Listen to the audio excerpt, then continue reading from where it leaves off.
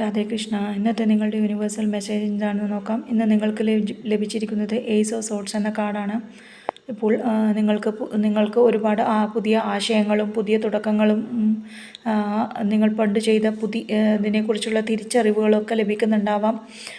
അതിനെക്കുറിച്ചുള്ള സൂചനകളൊക്കെ ലഭിക്കുന്നുണ്ടാവാമെന്നും അങ്ങനെ അതുകൊണ്ട് തന്നെ പുതിയ തുടക്കങ്ങളും പുതിയ രീതിയിലുള്ള ആശയങ്ങളും ആയതുകൊണ്ട് തന്നെ അത് നടപ്പിലാക്കുമ്പോൾ ഉണ്ടാകുന്ന വെല്ലുവിളികളും തടസ്സങ്ങളൊക്കെ അതിജീവിക്കാനും നിങ്ങളുടെ ചിന്തകളെയും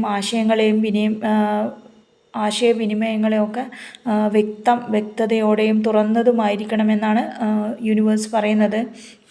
അങ്ങനെ മുന്നോട്ട് പോകുമ്പോൾ നിങ്ങൾക്ക് എന്ത് ഗൈഡൻസ് ആണ് യൂണിവേഴ്സ് തരുന്നതെന്ന് ചോദിച്ചപ്പോൾ വന്നത് നൈറ്റ് ഓഫ് കപ്സ് എന്ന കാർഡാണ്.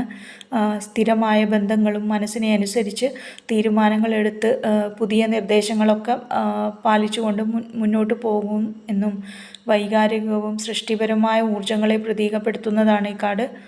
അങ്ങനെ അങ്ങനെ ബുദ്ധിപരമായും അങ്ങനെ വൈകാരികപരമായും സൃഷ്ടിപരമായുള്ള ഊർജ്ജങ്ങളെ ഉപയോഗപ്പെടുത്തി മുന്നോട്ട് പോകുമ്പോൾ എന്ത് ശ്രദ്ധിക്കണമെന്ന് ചോദിച്ചപ്പോൾ വന്നത് നിങ്ങളുടെ ഇതിന് മുന്നത്തെ എക്സ്പീരിയൻസിൽ നിന്നൊക്കെ നിങ്ങൾ നല്ല ആത്മവിശ്വാസത്തോടും സ്വാതന്ത്ര്യത്തോടും ജീവിതത്തിൻ്റെ എല്ലാ പ്രശ്നങ്ങളെയും നേരിടാനുള്ള അറിവുകൾ നേടിയിട്ടുണ്ടെന്നും അതുകൊണ്ട് തന്നെ ഭയക്കാതെ ധൈര്യത്തോടെ സ്വാതന്ത്ര്യത്തോടെ മുന്നോട്ട് പോകാനാണ് യൂണിവേഴ്സ് നിങ്ങളോട് പറയുന്നത്. താങ്ക്